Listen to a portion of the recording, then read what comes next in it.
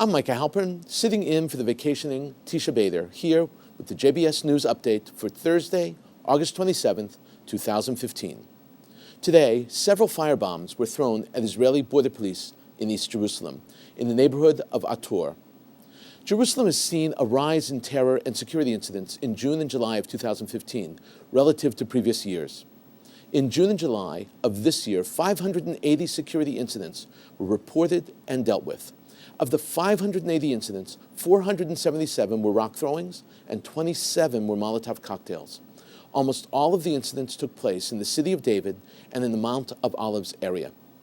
Because of the increase of violence, residents in the neighborhood called Ma'aleh HaZeitim created an anti-terror TV site where they post video and pictures of Palestinian youth throwing rocks and firebombs, as well as other violence and terror. The Jerusalem police have responded by saying, "We are operating based on a plan that includes the deployment of increased forces, both covert and public activity, the incorporation of special units to conduct arrests, and the incorporation of many technological measures against rioting in East Jerusalem in order to protect the residents of the city and its visitors and increase their security. The violence is a general problem and therefore should be handled by police as well as the judicial system, the prosecution, the municipality, welfare, education, and more, persistently and long-term." Israel is having water problems. Israel and 32 other countries are expected to face an extreme water crisis over the next 25 years. That conclusion is the result of a report conducted by the World Research Institute. This is the first report of its kind and lists 33 nations who will suffer from water crisis through 2040. 167 nations were studied. 8 of the top 10 are in the Middle East: Bahrain, Kuwait, the Palestinian territories, Qatar, United Arab Emirates, Israel, Saudi Arabia, and Oman. Researchers from the World Resources Institute said the Middle East is already probably the least water-secure region in the world. And now, it's not yet official, but it looks like King Salman, the new king of Saudi Arabia, will visit Washington, D.C. on September 5th and 6th. This will be the first trip of his to the United States as king. Salman ascended to the throne in January after the death of King Abdullah. New heads of state usually rush to Washington to meet the President of the United States, but Salman waited. It has been reported that Salman will visit Egypt on his way from the United States to Saudi Arabia.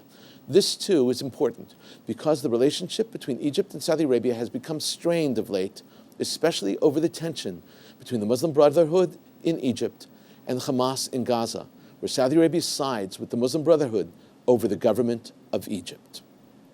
And the Associated Press reported that Iran's foreign ministry spokeswoman has again raised the issue of 19 Iranians held in the United States, calling for them to be released amid the trial of a detained Washington Post reporter. At a news conference, the spokeswoman, Marzia Afkam, did not specifically mention the U.S. citizen and Washington Post journalist Jason Rezaian by name. However, there is rising speculation that Iran could seek to swap Rezaian or other Americans for the Iranians. Rezaian awaits a verdict in his closed-door espionage trial in a case widely criticized by the United States and freedom organizations and the Washington Post. If convicted, Rezaian, the Washington Post journalist, reportedly faces 10 to 20 years in prison.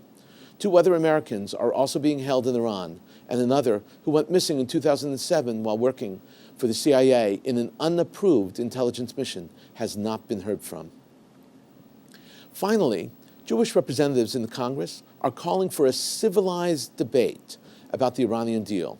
Representatives Elliot Engel, Nida Lowy, and Steve Israel released a statement supporting a serious debate over the agreement. The statement criticized comparisons between the deal and the Holocaust, as well as accusations of dual loyalty or insufficient support of Israel.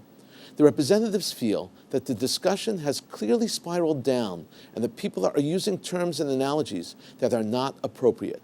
They said in their statement, "We remain concerned that individuals on both sides of the debate have resorted to an ad hominem attack and threats against those who don't share their opinions." The statement continued, "This is unacceptable.